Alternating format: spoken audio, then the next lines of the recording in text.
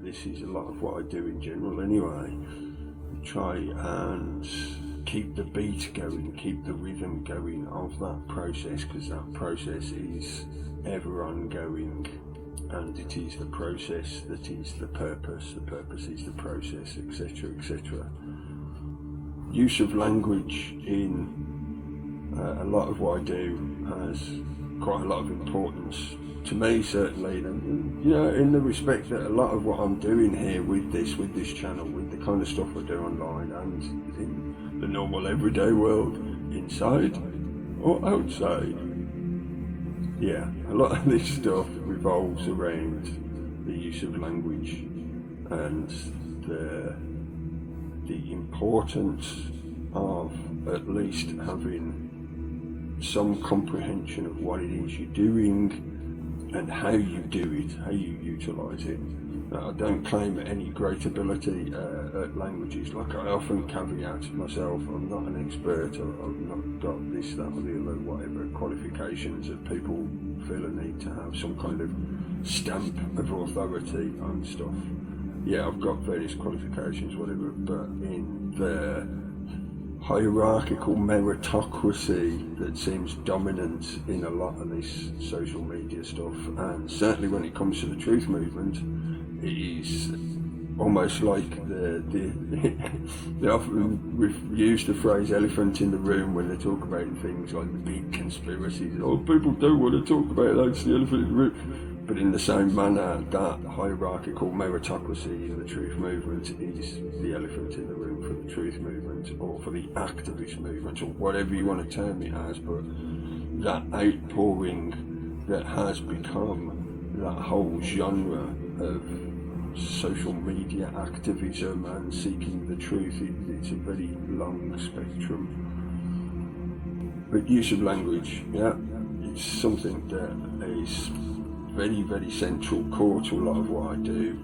Most of it comes down to the simple fact of communication.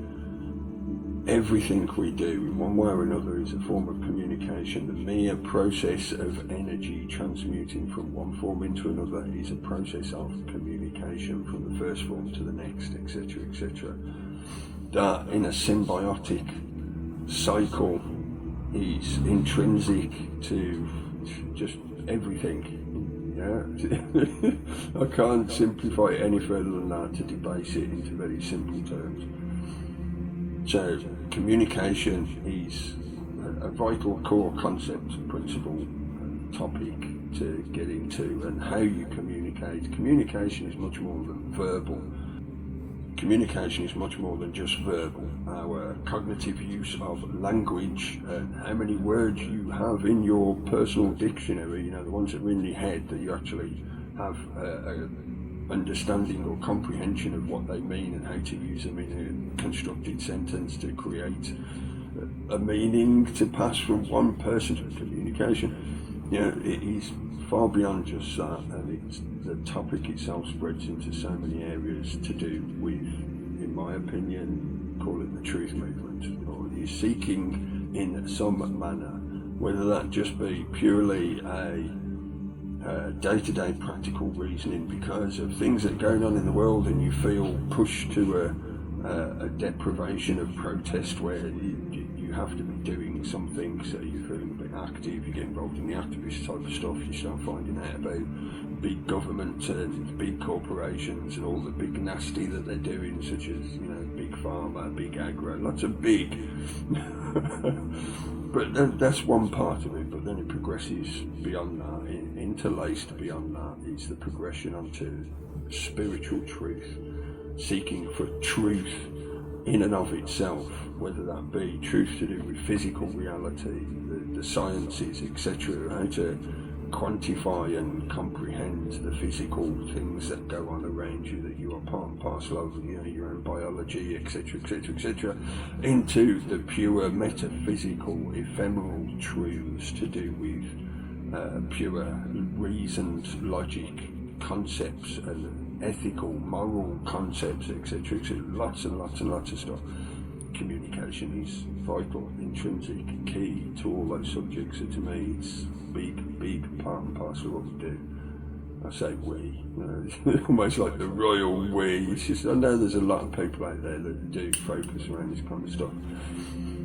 The way I approach it might seem to some people almost paradoxical, because I will often deliberately, and like I said, this is all part and parcel deliberately, deconstruct language in such a manner as to remove its meaning, to make it, or as commonly part of the argument is that moral relativism of making it so amorphous that it no longer has any definition.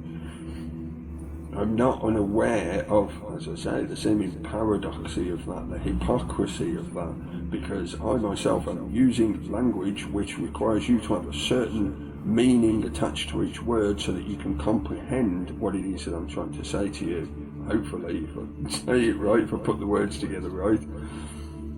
So therefore, I myself am using defined meaning, while at the same time I'm using that defined meaning to deconstruct defined meaning. The reason I do that is hopefully, from my point of view, because this is my perspective, always that I'm presenting, I may reference facts or whatever, but this is me projecting outwards, and yes, I'm very aware of the reflective nature of that. It's a symbiotic process. We're communicating here, hopefully. I try and point out the objective and the subjective together to make it more obvious, hopefully, for people that it is the two combined. It's not that one is right and one is wrong. It's not that you can have one without the other. It's not to, disprove that that moral relativism as an example of that there is no wrong in the world. There's just lessons. It's not to deny that there are those definitions, but it's to hopefully help people expand the blinkers on their mind to see that there's a lot more that you should reference in context to be more objective, but also at the same time to not deny the intrinsic linking that you have. You are a human being having a human experience. If you weren't, you wouldn't be looking at this. So I'm not unaware of the seeming hypocrisy and paradoxy of what it is I do in that approach, and I approach it from a very artistic point of view. I do not, even though I can, and I do sometimes reference very scientific ways of looking at stuff, or defining stuff, or comprehending stuff, and I will often, very often, refer to the use of logic, the use of reasoning, the use of objectivity in that respect, of being able to coldly look for facts and details such that you can construct a hypothesis from that point, etc. Yes, I will do that, but as I say, my reasoning for the way I approach the use of communication and language in that way is to try and help people not get stuck in one side or the other. We can't sit on our asses and just think of unicorns and fairies to make the world better. At the same time, we can't define the world purely in terms of utilitarian, physical, empirical stuff. It's not. It stretches beyond that to areas that we don't truly have good conscious comprehension or ability to integrate into this physical existence, this physical experience of day-to-day life.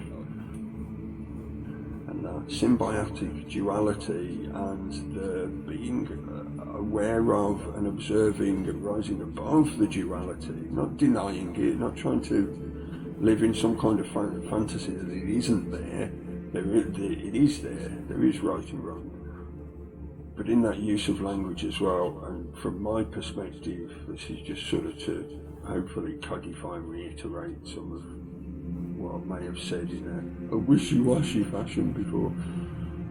But a lot of what I do, and this is why I call myself a virtual shaman, a neo-shaman, as I've often explained before, I do not claim any kind of heritage or authorization. I've never been to any kind of shaman school or anything like that. I'm not a shaman in that respect, and I would not want anybody to be fooled into putting me in that kind of role, because in that they could do themselves a lot of harm.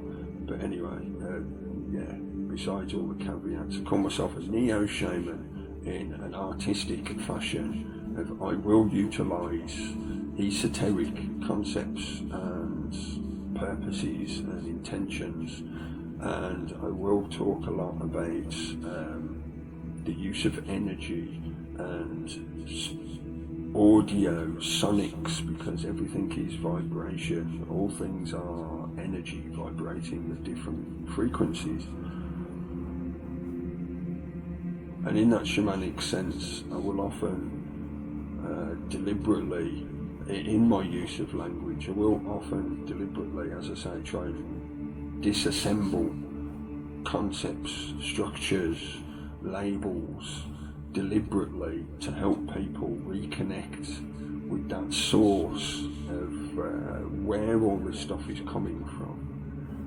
Whether that be in a metaphysical sense of a truth of a simplistic concept, a simple truism, or whether that be in a sort of semi-physical reality of the kind of things like soul retrieval, the kind of things where you are reconnecting to things that you hadn't truly lost, you'd never really lost them, you'd just forgotten about them. As we progress through this linear experience, and as more and more biological interpretation point, the physical body gets calcified with various pollutants from this physical existence, your connection gets lesser and lesser and lesser and lesser, and the ego self gets bigger and bigger and bigger as more things from your linear experience are added onto it.